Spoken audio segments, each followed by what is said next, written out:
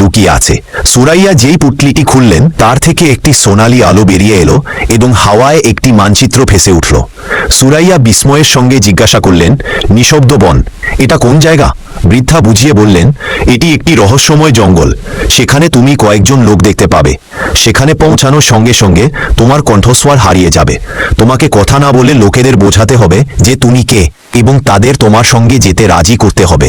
যদি তুমি এটা করতে পারো তবে প্রথম পরীক্ষায় পাস করবে। এই শুনে সুরাইয়া একটু উদ্বিগ্ন হয়ে পড়লেন।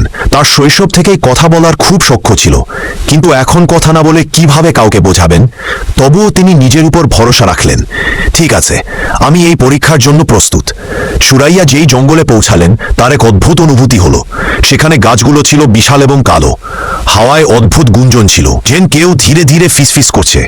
প্রথম পা রাখতে তিনি অনুভব করলেন যে তার কণ্ঠস্বর চলে গেছে। কোনো শব্দ নেই। তিনি ঘাবড়ে গেলেন, কিন্তু তারপর নিজেকে সামলে নিলেন।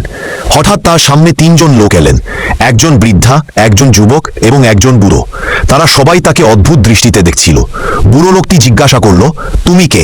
সুরাইয়া উত্তর দিতে চাইলেন, কিন্তু তার কণ্ঠ থেকে কোনো শব্দ বেরোল না। এখন তাকে তার বুদ্ধি দিয়ে কাজ করতে হবে। তিনি ঝুঁকে মাটিতে তার আঙুল দিয়ে লিখেলেন, রাজকুমারী সুরাইয়া। বুড়ো লোকটি চমকে উঠল, রাজকুমারী? কিন্তু আমরা তোমাকে কিভাবে বিশ্বাস করব? সুরাইয়া তার জাদুকরী শক্তি ব্যবহার করলেন। কাছে একটি শুকনো গাছ ছিল। তিনি হাত বাড়িয়ে দিলেন এবং গাছটি আবার সবুজ হয়ে উঠল। বৃদ্ধা চমকে উঠলেন, এ তো জাদু। যুবকটি মাথা নেড়ে বলল, যদি তুমি সত্যিই রাজকুমারী হও তবে আমাদের এই জঙ্গল থেকে বের করে নিয়ে চলো। আমরা বহু বছর ধরে এখানে আটকে আছি। এখন সুরাইয়া বুঝলেন তাকে এই লোকেদেরই জঙ্গল থেকে বের করে পরীক্ষায় পাস করতে হবে। নিঃশব্দ বন থেকে বেরোনোর কোনো পথ দেখা যাচ্ছিল না।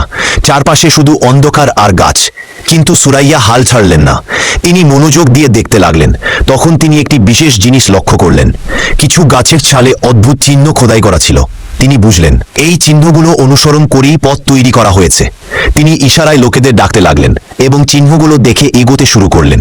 প্রায় 2 ঘন্টা পর তারা সবাই জঙ্গলের প্রান্তে পৌঁছে গেল।